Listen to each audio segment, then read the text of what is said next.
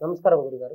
ఓం నమ శివాయ. పరమేశ్వర కృపా కటాక్ష సిద్ధిరస్తు. సర్వే జనా సుఖినో భవంతు. గురుగారు చాలా మంది గూడా ప్రేమించి పెళ్లి చేసుకునే వాళ్ళుంటారు. అరేంజ్ మ్యారేజ్ ఇంట్లో వాళ్ళు చేసిన వాళ్ళు ఉంటారు. కానీ వీళ్ళు ఒక కాలం వరకు బానే ఉంటారు. ఒక టైం తర్వాత నుంచి ఎన్నెన్నో గొడవలవుతుంటాయి. చిన్నదానికి, పెద్దదానికి తేడా లేకుండా తెగ గొడవలు పడుతుంటారు. ఇలాంటి వాళ్ళకి ఏమన్నా పరిష్కారం ఉంటుందంటారా? వాస్తవానికి అయితే ఇది భార్యాభర్తల యందులో ఉండవలసిన సమస్యలు.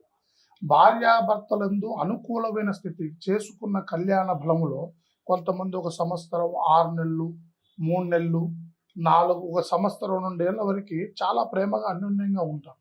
తర్వాత చిన్న చిన్న విషయాల్లో కూడా మనస్పర్ధలు ఏర్పడి మానసికమైన వేదన పడి భార్య భర్త మాట వినకుండా, భర్త భార్య మాట వినకోకుండా, ఒకరికొకరికి మనశ్శాంతి లేకోకుండా చిన్న విషయాన్ని కూడా పెద్ద గొడవలు అయిపోయి మనుషులు తెగదెంపుల దాకా ఏర్పడుతూ ఉంటారన్నమాట. వాళ్ళలో ఉండవలసిన విషయం ఏంటంటే, ముఖ్యంగా ముందు కళ్యాణం చేసుకున్న గడి ఎలా ఉంది, అతను ఎలాంటి గడిలో ఉన్నారు, ముందు మనిషి ఏ గణంలో ఉన్నాడు, భార్య ఏ గణంలో ఉంది, భర్త ఏ గణంలో ఉంది, వీళ్ళ జాతక చక్రాలు దివ్యంగా కలిశాయా లేదా.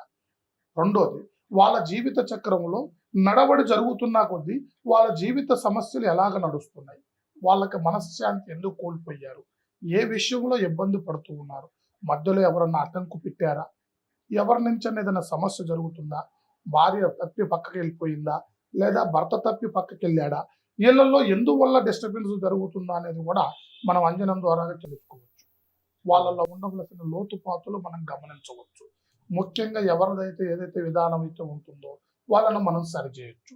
వాళ్ళ కుటుంబంలో ఎలాంటి అవాంతరం లేకోకుండా మళ్ళీ వాళ్ళు అన్యోన్యంగా బ్రతికే విధంగా కూడా మనం ఇద్దరికి వశబంధన చేసి వాళ్ళ జీవితం అనుకూలంగా నడిచే విధంగా, భార్య భర్తలు ఒక మాట మీద ఒక తాటి మీద నడిచే విధంగా, వాళ్ళ జీవిత చక్రం ముందుకు సాగిపోయేటట్టుగా, పిల్లల యందు కూడా ఎలాంటి సమస్యలు ఇబ్బందులు రాకోకుండా వాళ్ళ జీవిత చక్రాన్ని మనం ఒక ముడి వేయచ్చు. వాళ్ళలో ఉండవలసిన ముఖ్యమైన సమస్యలు ఏంటయ్యారంటే, కొంత చెడు సమస్యల వల్ల కూడా వాళ్ళకి సమస్యలు ఏర్పడుతూ ఉంటాయి, ఆటంకులు వస్తూ ఉంటాయి. కొంతమంది ఏడుపు ప్రభావం వల్ల కూడా కుటుంబంలో కొన్ని డిస్టర్బెన్స్లు వస్తూ ఉంటాయి. కొంతమంది చేసిన సమస్యల వల్ల కూడా కుటుంబాలు శీలిపోయే కాడికి వస్తుంటాయి. అలాంటి సమస్య వాళ్ళు ముఖ్యంగా దేనికి గురయ్యారో మనం గమనించి వాళ్ళ స్థితిగతుల్ని, వాళ్ళ జాతక చక్రాన్ని, వాళ్ళు ఏ గణంలో ఉన్నారు, ఏ గణం తప్పిపోయింది అనేది కూడా మనం గమనించి వాళ్ళకి చక్కటి మార్గాన్ని ఏర్పాటు చేసి వాళ్ళ జీవితం మళ్ళీ వాళ్ళ సంసారం ఒక కుదురులో ఉండే విధంగా, వాళ్ళు మళ్ళీ భార్య భర్తలు కుదురుపడి వాళ్ళ జీవితాన్ని హ్యాపీగా నడిచే విధంగా కూడా మనం చక్కటి పరిష్కారాన్ని వాళ్ళకి అందించి వాళ్ళ జీవితానికి మంచి మార్గం చేయొచ్చయ్యా. నమస్కారం. ఓం నమ శివాయ. వీరకాళీ మాతాయ నమో నమః. సర్వే జనా సుఖినో భవంతు.